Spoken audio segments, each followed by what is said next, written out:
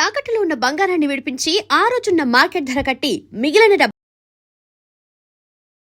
అయింది. ఈయన మాట్లాడుతూనే స్పీకర్తోనే మాట్లాడుతుండొచ్చు. ఎందుకంటే వాళ్ళ దాంట్లో హైరార్కీలో speaker is very powerful position, మనలాగా కాదు. లారిజాని మొన్న కొట్టేశారు చూడండి, he was security chief, he was the speaker. 8 సంవత్సరాలు ఆయన స్పీకర్గా ఉండే పార్లమెంట్ది. So it's very powerful post.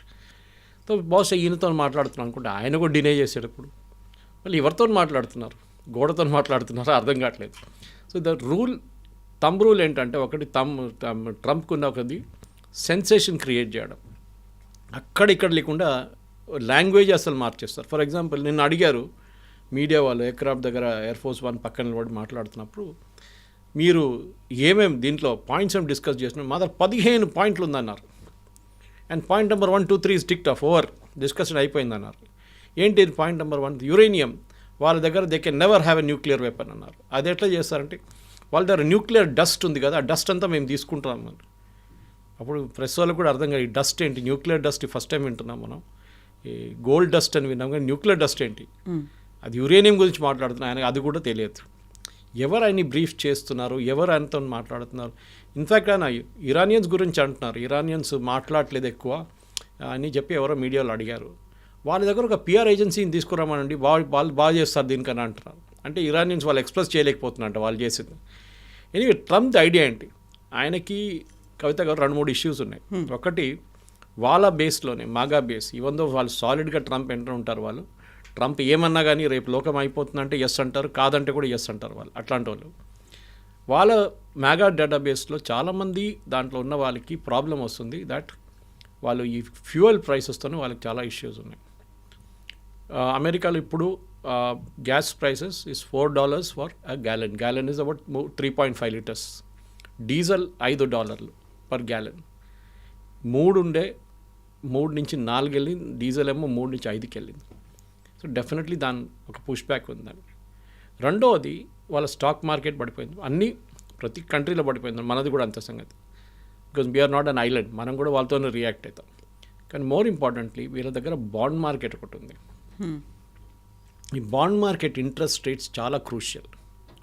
American government, మన గవర్నమెంట్ కూడా రిజర్వ్ బ్యాంక్ బాండ్స్ ఇష్యూ చేస్తారు. ఇక్కడ రేవంత్ రెడ్డి వాళ్ళ గవర్నమెంట్కి తీసుకుంటారు 18,000 కోట్లు, 5,000 కోట్లు అలా బాండ్ తీసుకుంటారు. దానికి ఇంట్రెస్ట్ కట్టాల్సి వస్తుంది, ఇంట్రెస్ట్ తక్కువ ఉంటుంది. మనం మార్కెట్ నుంచి బ్యాంక్కి వెళ్ళి తీసుకుంటే 10% ఉంటే, 8% ఉంటే, వీళ్ళ దగ్గర reserve bank government to government 4% ఇస్తారు. ఇది అమెరికన్ గవర్నమెంట్ కూడా చేస్తారు. మనకి ఆల్మోస్ట్ ఇండియాకి $250 మిలియన్ మనకి బాండ్స్ ఇష్యూ చేశారు వాళ్ళు అమెరికన్ గవర్నమెంట్. మన వాళ్ళ అప్పు మన దగ్గర ఉంది, దాంట్లో వీ హ్యావ్ రిడీమ్డ్ $100 మిలియన్, ఇంకా 150 మన దగ్గర ఉంది. ఈ బాండ్ రేట్ పెరిగితే it is indication that your economy is in trouble. Me economy ఏదో పెద్ద ప్రాబ్లంలో పడిపోతుందని తెలిసిపోతుంది. బాండ్ మార్కెట్ లాస్ట్ 1 వీక్ నుంచి ఎక్కడికో వెళ్ళిపోయింది కంప్లీట్గా. ఈ యుద్ధం మొదలైనప్పుడు నుంచే స్టార్ట్ అయింది అది. కానీ స్పెసిఫిక్గా ఈ హార్మోస్ ప్రాబ్లం రాగానే అప్పుడు ఇట్ పీక్డ్ అన్నమాట. ట్రంప్ ఈ 2 ఇష్యూస్ మెయిన్, ఒక ఫ్యూయల్ ఒకటి, సెకండ్ ఇస్ ఈ బాండ్ రేట్స్, 2 ట్యాకిల్ చేయకపోతే డెఫినెట్గా అమెరికా నెక్స్ట్ ఒక వారం లోపల దట్ మేజర్ ప్రాబ్లం ఉండబోతుంది, తెలిసిపోయిందని. ఏదో ఒక అనౌన్స్మెంట్ చేయాలి నేను. ఆయన అన్నారు యుద్ధం అయిపోయిందన్నారు. యుద్ధం అయిపోయినప్పుడు మళ్ళీ డిస్కషన్ ఎందుకు, వాళ్ళు కొట్టిపడేసాం, there air force is gone, navy is gone, nothing is there, లీడర్షిప్ని కొట్టేసాం, మళ్ళీ ఏం మిగలలేదన్నారు. మళ్ళీ first level, second level, third level కూడా అయిపోయింది అని చెప్పారు. మళ్ళీ మీరు ఎందుకు మళ్ళీ డిస్కషన్ చేస్తున్నారు, మీరే అన్నారు కదా అన్నీ అయిపోయినాయని చెప్పి. They cannot launch any more nuclear missile, they cannot do this, cannot. కానీ స్పెసిఫిక్గా ఏం జరిగిందంటే, ఈయన మొన్న ఈ థ్రెటన్ చేసినప్పుడు 45 గంటల తర్వాత మేము వాళ్ళ పవర్ ఫెసిలిటీస్ మీద కొడతామని చెప్పారు స్పెసిఫిక్గా. And the biggest one to start with which is in Tehran. Iranian power infrastructure ఒక సింగిల్ మొనోలిత్ కాదు. అంటే మొనోలిత్ అంటే ఎక్స్ప్లెయిన్ చేయాలంటే మీకు ఒక సింగిల్ పెద్ద ప్లాంట్ కాదు. ట్రంప్కి అది కూడా తెలియదు. ఇజ్రాయెల్కి అట్లా ఉంది. చాలా దేశాలకి ఒక సెంట్రల్ పవర్ స్ట్రక్చర్ ఉంటుంది, అక్కడి నుంచి డివైడ్ అవుతుంది పవర్ అని. మనకు కూడా లేదు అట్లా. మనకి నాగార్జున సాగర్ ఇక్కడ ఉంది, శ్రీశైలం అక్కడ ఉంది, బాక్రానంగల్ ఇక్కడ నార్త్లో ఉంది, ఇక్కడ మన కల్పాకం ఇక్కడ ఉంది. These are different places. Kudankulam nuclear power plant, like that different. Thermal కొత్తగూడెంలో మన ప్లాంట్స్ డిస్ట్రిబ్యూటెడ్ ఉన్నాయి. మన ఒక్క ప్లాంట్ని కొడితే ఆ ప్లాంట్ ప్రాబ్లంలో వస్తుంది, మిగతా ప్లాంట్కి ప్రాబ్లం రాదు. అఫ్కోర్స్ గ్రిడ్ ఇష్యూ ఉంటుంది, గ్రిడ్ ఫ్రీక్వెన్సీ పడిపోతుంది ఇమీడియట్గా. కానీ we can isolate that grid, పెద్ద ఇష్యూ కాదు. ఇది ట్రంప్ కూడా తెలియదు. మేము వాళ్ళ అన్నిటికంటే పెద్దదాన్ని కొట్టబోతున్నా అంటే ఆయన కథ పెద్దదనే కాన్సెప్ట్ లేదు. ఇవాళ వాళ్ళ ఎనర్జీ మినిస్టర్ ఎక్స్ప్లెయిన్ చేశారు అది మీడియాకి. Unlike Israel or other Arab countries, మేము అది డిస్ట్రిబ్యూషన్ కూడా మేము కంప్లీట్లీ డీసెంట్రలైజ్ చేసాం. మనం దీని గురించి డీసెంట్రలైజేషన్ ఆఫ్ మిసైల్స్ గురించి మాట్లాడాం చూడండి. ప్రతి డిస్ట్రిక్ట్కి వాళ్ళు వాళ్ళ కమాండర్స్ని పెట్టుకున్నారు. ఇదే వాళ్ళు పవర్ కూడా చేశారు. వాళ్ళ బ్రెయిన్ ఆలోచించండి, వాళ్ళు ద థాట్ త్రూ దిస్. రేపు మా మీద ఇట్లాంటి ఒక దాడి జరగవచ్చు అనేది. ఇప్పుడు వాళ్ళేమన్నారంటే మమ్మల్ని కొట్టారా, okay we will undergo the problem, but మిమ్మల్ని కొడతాం. ఎవరిని? సౌదీ అరేబియాని, ఖత్తర్ని, కువైట్ని, అందరినీ మేము వాళ్ళ పవర్ స్ట్రక్చర్ మీద కొడతాం. కొట్టినప్పుడు ఏమవుతుంది? వన్, వాళ్ళ పవర్ సిస్టమ్ మొత్తం పోతుంది. రెండవది, ఎందుకంటే వీళ్ళందరూ గ్యాస్ లేకుండా ఆయిల్ మీద ఆపరేట్ చేస్తారు. We will destroy that. వీళ్ళ డీసాలినేషన్ ప్లాంట్ కూడా పోతుంది దాంతో. ఖత్తర్ లాంటి కంట్రీలో 100% వాళ్ళ నీళ్ళు, తాగే నీళ్ళ నుంచి వాళ్ళు పనికైనా యూజ్ చేసే నీళ్ళు కూడా, స్నానం చేయడం కూడా వాళ్ళు డీసాలినేషన్ ప్లాంట్ నుంచి వస్తున్న నీళ్ళు వాడుకుంటారు. సముద్రం నుంచి మార్చిన నీళ్ళు అవి. సీ నుంచి డీసాలినేషన్ సాల్ట్ తీసేసి ఆ ప్రాసెస్లో స్వీటన్ అప్ చేసి కొంచెం తీసుకొస్తుంది. వేరే Saudi Arabia 50%. They have 50% normal water. ఎందుకంటే చాలా పెద్ద కంట్రీ వాళ్ళ దగ్గర. అక్విఫైర్స్ ఉండొచ్చు, మనలాంటి బోర్వెల్స్ ఉండొచ్చు, ఏదైనా ఉండొచ్చు. వాళ్ళ దగ్గర రివర్స్ ఎంత పెద్ద రివర్స్ ఏం లేవు వాళ్ళ దగ్గర. ఇటువైపు కువైత్ దగ్గర same problem, Bahrain same issue, నీళ్ళు లేవు వాళ్ళ దగ్గర.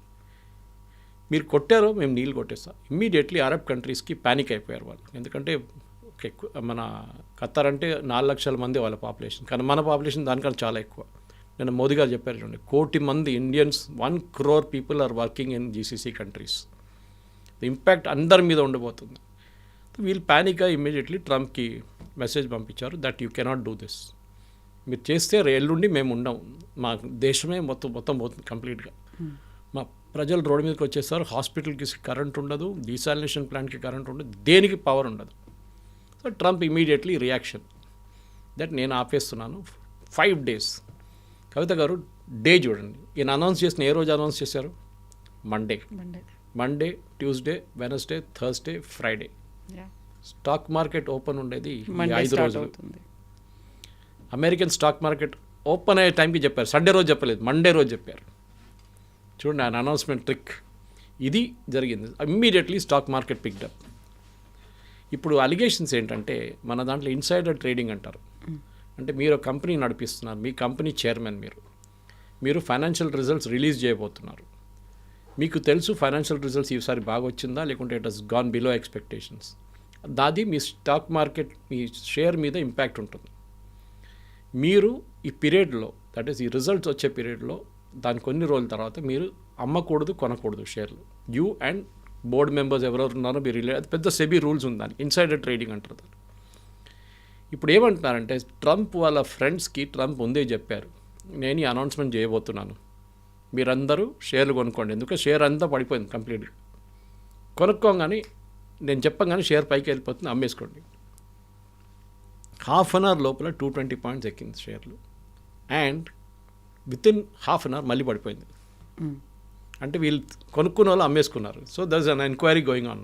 ఇన్సైడర్ ట్రేడింగ్ జరిగిందా లేదా, ఎవరెవరు కొన్నారు, ఎవరెవరు అమ్మారు, that be huge database check చేయాల్సి వస్తుంది. కానీ ట్రంప్ చాలా క్లియర్గా చేసిన పని దీనికోసం. ఒకటి, he wanted to get the stock market up. రెండోది, ఇరాన్ కూడా చెప్పారు ఫ్యూయల్ ప్రైసెస్ని తగ్గించడానికి అని చెప్పి. అండ్ ఇమ్మీడియట్లీ బ్రెంట్ క్రూడ్ 100 కన్నా తక్కువ వచ్చేసింది. ముజర్బాన్ వాళ్ళ క్రూడ్, సౌదీ అరేబియన్ క్రూడ్ కూడా తగ్గింది. ఇప్పుడు 90-95 దగ్గర నడుస్తుంది. ఈ రెండే ట్రంప్కి కావాలండే మెయిన్గా. ఆయనకి ఇరాన్ని కొట్టడం కానీ, ఇరాన్ మీద దాడి చేస్తే కూడా మేము దాన్ని ఆపుతామని చెప్పిన మనుషులు ఇవాళ పొద్దున ఇరాన్ పవర్ ప్లాంట్ మీద కొట్టారు. పవర్ ప్లాంట్ మీద కొట్టారంటే మీరు చెప్పొచ్చు మళ్ళీ అది వైలేషన్ కాదా అంటారు. కాదు, ఆ పవర్ ప్లాంట్కి వెళ్ళే ఒక gas pipe, that is what supplies gas to the plant, దాన్ని కొట్టారు ఇజ్రాయెల్ అండ్ యుఎస్. అప్పుడు మీరు చెప్పిన మాట మొత్తం పోయింది కదా. ఆ ప్లాంట్ వాళ్ళ పొద్దు నుంచి పనిచేయట్లేదు. డైరెక్ట్గా పవర్ ప్లాంట్ మీద అటాక్ చేయకుండా ఇండైరెక్ట్గా వెళ్ళేటువంటి సప్లై. అడిగితే ఏమన్నారు, మేము రోడ్డు మీద ఒక పైప్ పోతాం, పైపుని కొట్టామంటారు. ఇది వీళ్ళ ట్రిక్ అనమాట.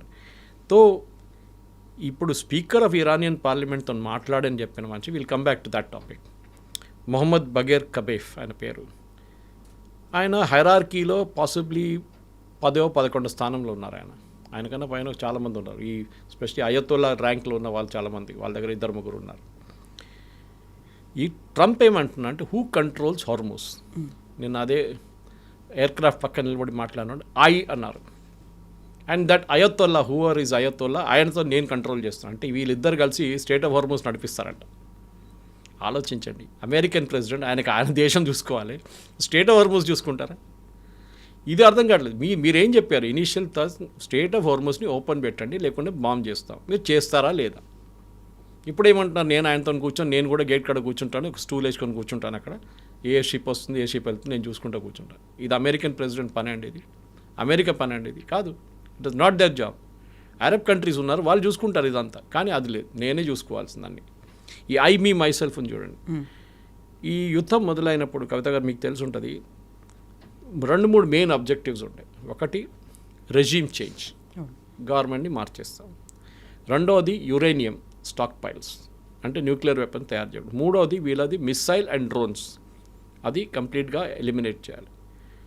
మూడవది చేశారు చాలా మటుకు, ఇంక్లూడింగ్ మ్యానుఫ్యాక్చరింగ్ యూనిట్ చాలా కొట్టారు. కానీ ఇప్పుడు కూడా ఇవాళ పొద్దున మనం మాట్లాడుతున్నప్పుడు ఈ టైంకి 25 డ్రోన్లు కొట్టారు సౌదీ అరేబియా మీద, యుఏఈ మీద 11 డ్రోన్లు కొట్టారు. ఆలోచించండి, ఇంత అయినాక కూడా వాళ్ళు చేస్తున్నారు. అంటే they are provoking the Arab nations to attack, కానీ వాళ్ళు చేయట్లేదు, వాళ్ళు చాలా స్మార్ట్ అయిపోయినారు. ఇప్పుడు సౌదీ అరేబియా ఇరాన్ని కొట్టారనుకోండి, ఈ వార్ ఎక్స్పాండ్ అయిపోతుంది. మళ్ళీ సౌదీ అరేబియా మీద ఉన్న డ్రోన్లు అన్నీ పంపించేస్తాడు. ఇప్పుడున్న పరిస్థితిలో ఫస్ట్ మ్యాటర్ జరగలేదు, ఇరానియన్ రెజీమ్. నా అనాలిసిస్ ప్రకారం ట్రంప్ ఏం గేమ్ ఆడుతున్నారంటే, ఒకటి అక్కడ ఉన్న వాళ్ళ నడుమిట్లోనే ఒక కన్ఫ్యూజన్ క్రియేట్ చేస్తున్నారు. అది టిపికల్ పాలిటిక్స్. ఇప్పుడు మన దగ్గర కూడా పార్టీలు ఉంటే 3 గ్రూపులు ఉంటే, మీరు ఒక గ్రూప్ చెప్తారు నేను మీ వాళ్ళని ముఖ్యమంత్రి చేస్తాను, రెండోవని పిలిచి అదే అంటారు, మూడోవని పిలిచి అదే అంటారు. వీళ్ళు ముగ్గురు అనుకుంటారు మా లీడర్ ముఖ్యమంత్రి అయిపోతాడు. కానీ మీరు ఆడే గేమ్ ఇంకోటి, ఒక్కరే సపోర్ట్ చేస్తారు మీరు. Possibly speaker of Iranian parliament Mohammad Bagher, ఆయన్ని బహుశా ఈయన ఒక లీడర్గా తయారు చేస్తున్నారు. మనం వెనిజువేలాలో చేసాను చూడండి అట్లా. కానీ ఇరాన్లో పవర్ అనేది మీకు తెలిసిందే, it is with the Iran national security guards, వాళ్ళ దగ్గర ఉంది. వాళ్ళు డిసైడ్ చేస్తారు ఎవరు ప్రధానమంత్రి, ఎవరు స్పీకరు, ఎవరు సుప్రీం లీడర్ అని డిసైడ్ చేసేది రెవల్యూషనరీ గార్డ్స్ వాళ్ళ దగ్గర. ఆ పవర్ ట్రంప్కి ఏం చేయలేకపోతారు. ట్రంప్ ఎంత ప్రయత్నించా కానీ ఈ రెవల్యూషనరీ గార్డ్స్ పక్కన జరగకుండా ఏం చేయలేరు. ఇది మెయిన్ థింగ్ అవుతుంది. This is the problem. ఎందుకంత సడన్గా ట్రంప్ వన్ సైడెడ్గా డెసిషన్ తీసుకున్నాడు? Not even approaching Israel. కలిసి అటాక్ చేశారు, కలిసే యుద్ధం చేస్తున్నారు. ఇప్పటిదాకా నెతన్యాహు మాట్లాడలేదు, ట్రంపే మాట్లాడుతూ వచ్చాడు.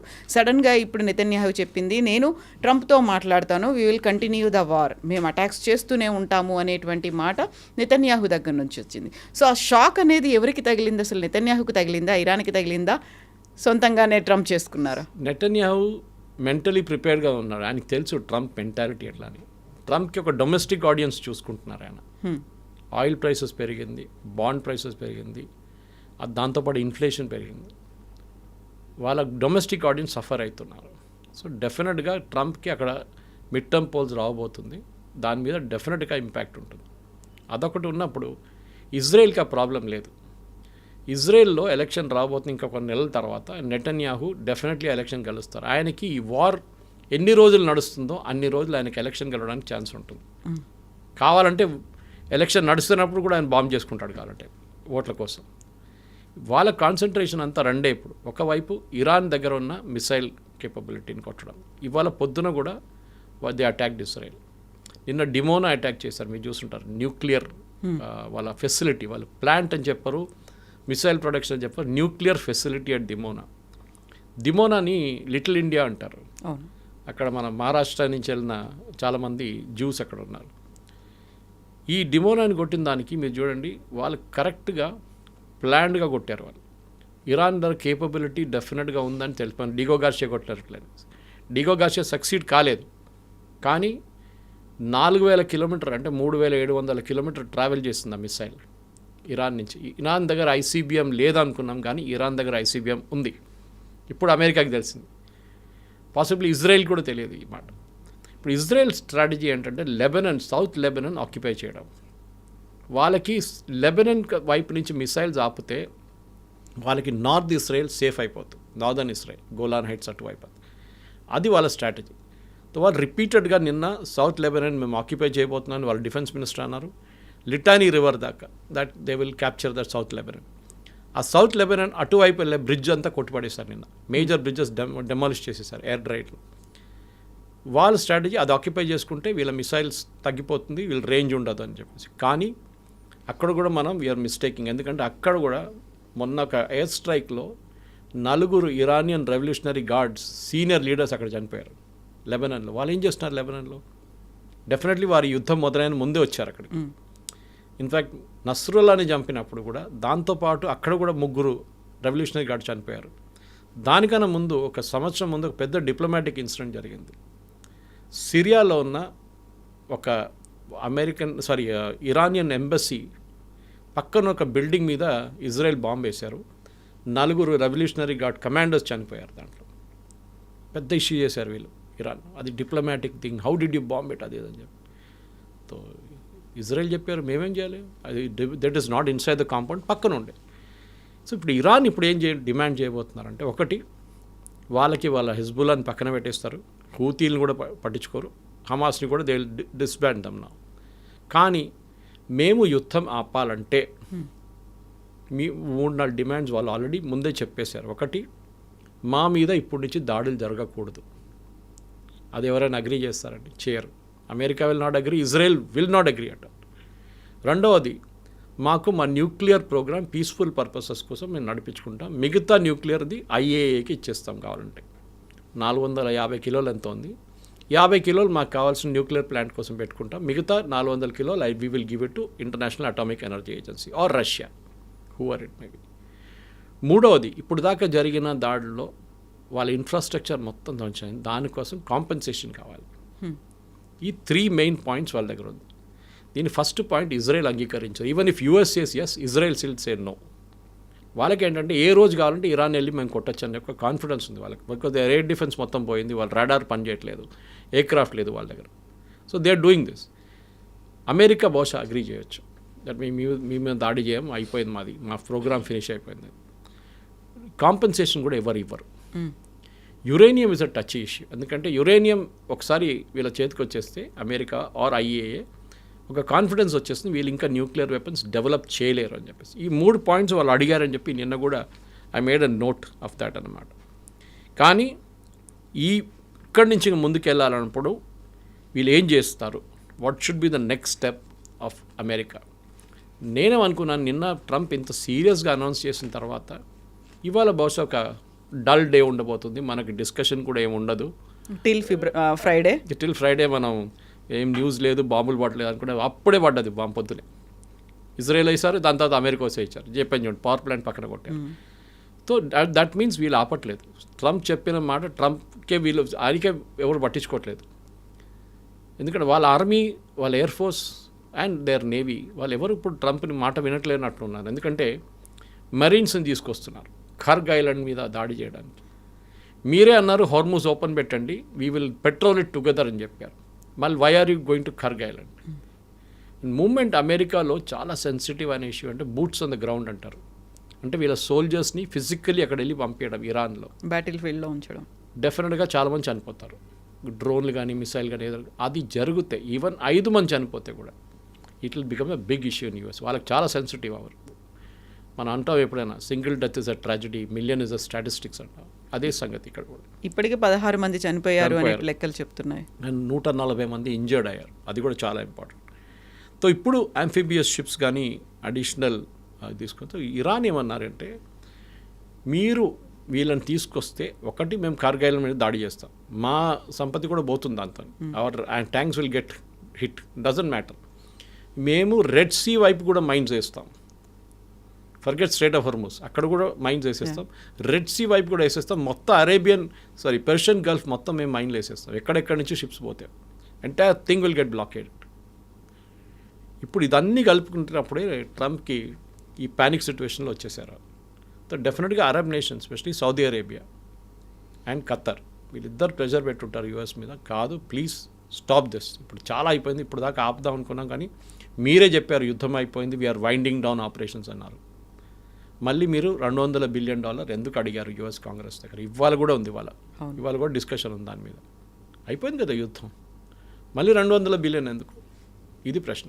ఇరాన్కి అంత స్ట్రెంగ్త్ ఎక్కడి నుంచి వస్తుంది, ఎలా వస్తుంది? ఇన్ని రోజులుగా కంటిన్యూ అవుతుంది, 4th వీక్ అనేది ఉంది, అండ్ ఫైటింగ్ వెరీ స్ట్రాంగ్ అనేది ఉంది కదా. ఇరాన్లో అందరు అండర్ ఎస్టిమేట్ చేశారండి. అది not just president Trump, Benjamin Netanyahu, GCC countries, అందరూ, ఎవ్రీబడి అండర్ ఎస్టిమేటెడ్ ఇరాన్. వాళ్ళు అనుకున్నారు వీళ్ళని ఫస్ట్ డే కొట్టారు చూడండి, దాంతో ఇరాన్ అయిపోయింది, సరెండర్ అయిపోతారు, ట్రంప్ చెప్పినట్ల నేను ఇంటర్వ్యూ తీసుకుంటాను నెక్స్ట్ లీడర్ కోసం, అన్నీ రెడీగా ఉన్నారు వాళ్ళు. కానీ ఇరాన్ ఇట్లా రిటర్న్ ఏం చెప్తారు, అటాక్ చేస్తారని వీళ్ళు ఎవ్వరు అనుకోలేదు, కళలో కూడా వీళ్ళకి రాకపోవచ్చు, చేశారు వాళ్ళు. అండ్ దానికి కారణం ఏంటంటే, ఒకటి they had time to prepare, చాలా మెథాడికల్గా ప్రిపేర్ అయ్యారు వాళ్ళు.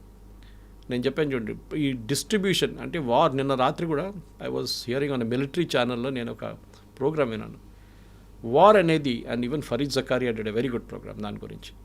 $20,000 ఉన్న డ్రోన్ని యూజ్ చేసి $5 మిలియన్ ఉన్న ఒక మిసైల్ని కొట్టడం ఈ యుద్ధం కాన్సెప్టే మార్చేసింది. అమెరికాకి అర్థమైపోయింది, సరే మేము 20 డ్రోన్లు కొట్టుపడేసాం, కానీ మీ కాస్ట్ ఏంటి? What is the cost of bringing down the drone? You are spending millions. వాడికి ఏం పోయింది అంటే, ఒక $5 మిలియన్ ఉన్న ఒక మిసైల్కి యూ కెన్ బై 400 డ్రోన్స్. ఆలోచించండి ఎక్కడుంది. ఇరాన్ మాస్ ప్రొడ్యూస్ చేస్తారు. ఇప్పుడు నిన్న ఎవరో చూశాను, Indian army should have 1 lakh drones అంటున్నారు.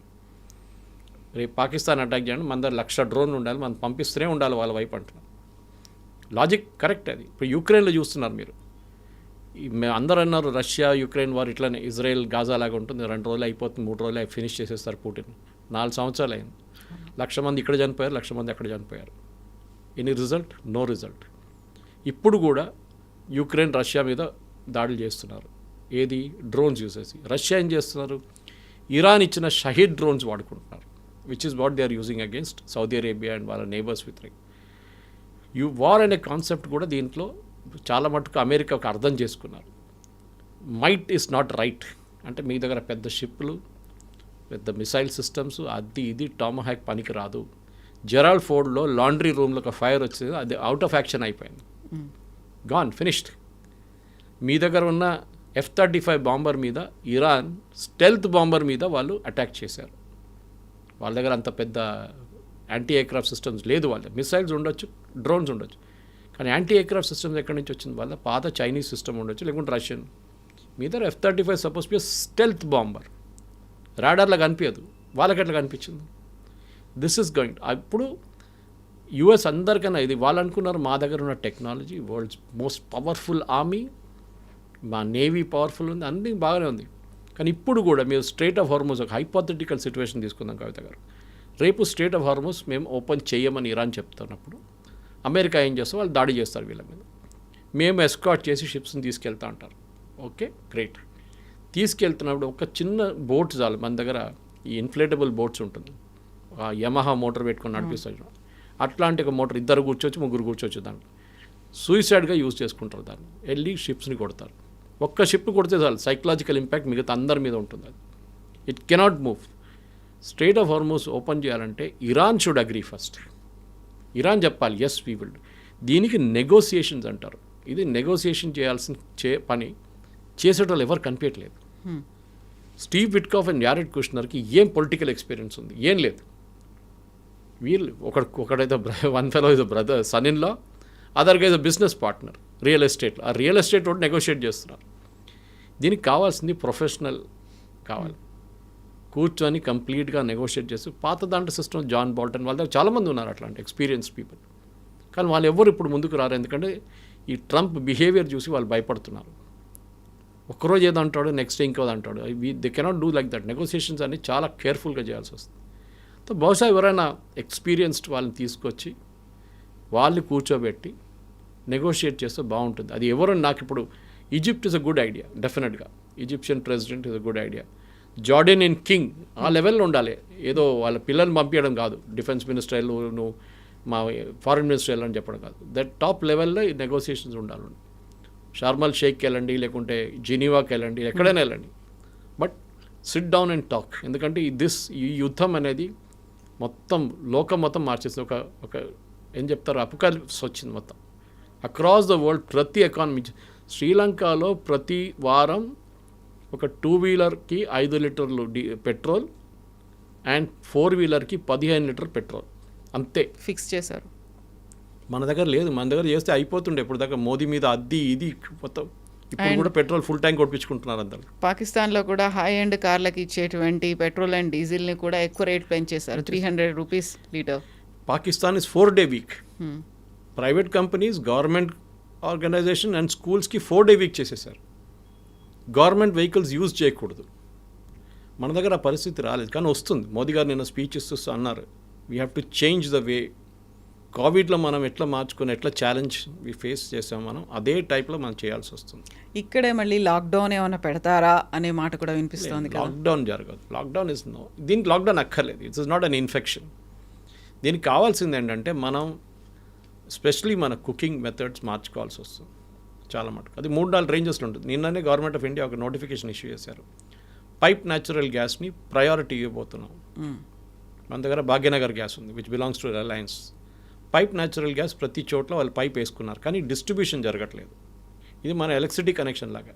మీరు మెయిన్ రోడ్ మీద 11 kV వేసేసారు, కానీ లోపల తీసుకోవాలంటే మీకు లోవర్ లెవెల్ కావాల్సి వస్తుంది పవర్ సప్లై. అక్కడి నుంచి ట్రాన్స్ఫార్మర్కి వెళ్తుంది, ట్రాన్స్ఫార్మర్ నుంచి 220కి వెళ్తుంది. అది ఇది జరగట్లేదు. సో పైప్స్ ప్రతి చోట వేసారు, కానీ దాన్ని డిస్ట్రిబ్యూషన్ చేయట్లేదు. అది మనం on a war footing basis ప్రతి సిటీలో చేయాల్సి వస్తుంది. నేను బహుశా చెప్పే ఉంటాను మీద, నేను ట్రివాండ్రంలో ఉన్న